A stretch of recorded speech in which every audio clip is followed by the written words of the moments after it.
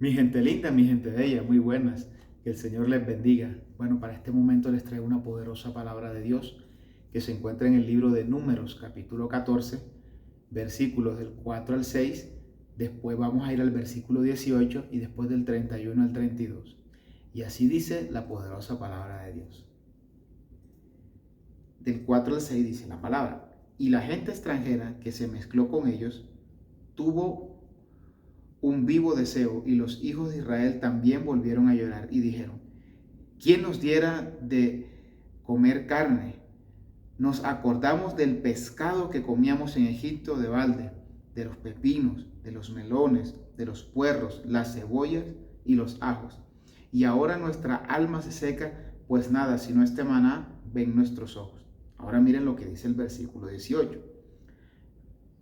Pero al pueblo dirás: santificaos para mañana y comeréis carne, porque habéis llorado en oídos de Jehová diciendo: ¿quién nos diera a comer carne? Ciertamente mejor nos iba en Egipto. Jehová pues os dará carne y comeréis. Y así dice del 31 al 32. Y vino un viento de Jehová y trajo codornices del mar, y las dejó sobre el campamento un día de camino a un lado, y un día de camino al otro, alrededor del campamento, y casi 2 codos sobre la faz de la tierra. Entonces el pueblo estuvo levantado todo aquel día y toda la noche, y todo el día siguiente, y recogieron codornices. El que menos recogió 10 montones, y los tendieron por así a lo largo alrededor del campamento. El título para este mensaje de hoy es: la queja no es una buena opción.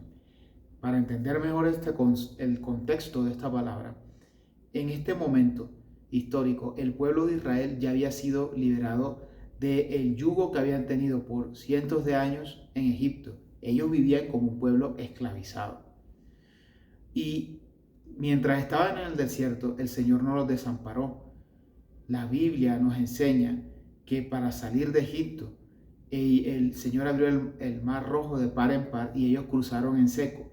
Y cuando el ejército de los egipcios quiso capturarlos, el mar se volvió a cerrar y los enemigos quedaron ahogados. También dice la palabra de que para el sol inclemente del desierto, el Señor les mandaba una nube que los cubría. Y en las noches, como sabemos que un desierto de noche es frío, pues el Señor les mandaba una columna de fuego que no solamente les daba luz, sino que les proveía de calor y también los protegía.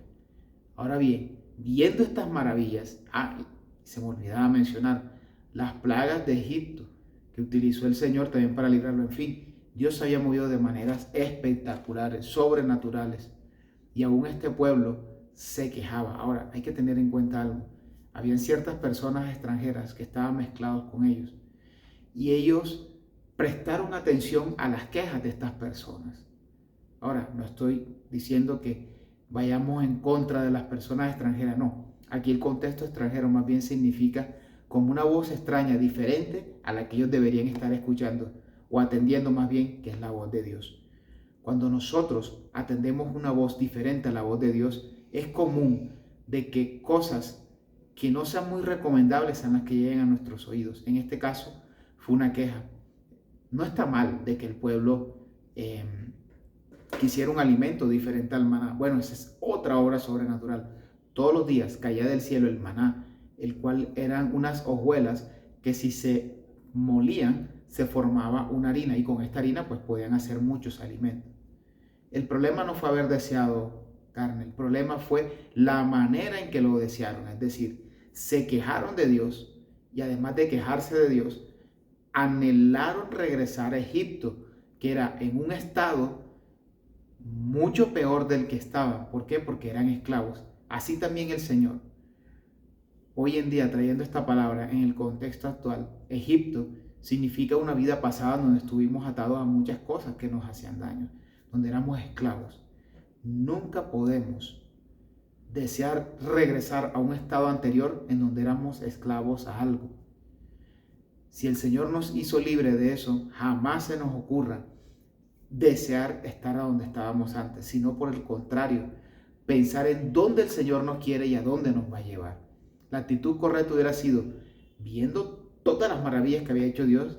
Obviamente, la manera sensata de pensar es, bueno, está bien, deseamos carne, pero vamos a clamarle al Señor que si Él nos sacó de Egipto, abriendo el mar rojo, llevó plagas, nos ha puesto columna de fuego, nube en el desierto, hace llover un alimento especial que nadie jamás había visto, que era el maná. Claro que nos puede conceder el darnos carne. Era muy diferente pedir con fe a quejarse deliberadamente. Lo que hoy el Señor nos recuerda es, la queja no es una opción.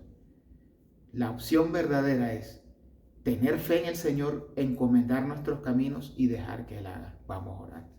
Bendito Padre Celestial, te damos muchísimas gracias porque tú hoy, Señor, nos recuerda que la queja no es una buena consejera, sino más bien debemos reemplazarla por una fe genuina en ti. Ayúdanos, Señor, a tener un corazón lleno de fe y a desechar toda queja de nuestros corazones. A ti sea toda la gloria y la honra, en el nombre de Jesucristo. Amén. Bueno, mi gente bella, mis hermanos, que el Señor les bendiga y recordemos claramente, no atendamos a las voces que nos llevan a hacer lo contrario a la voluntad de Dios. No atendamos a la queja, más bien llenémonos con fe y vamos a creer que Dios es suficiente y puede hacer aún más de lo que ha hecho previamente. Que Dios les bendiga.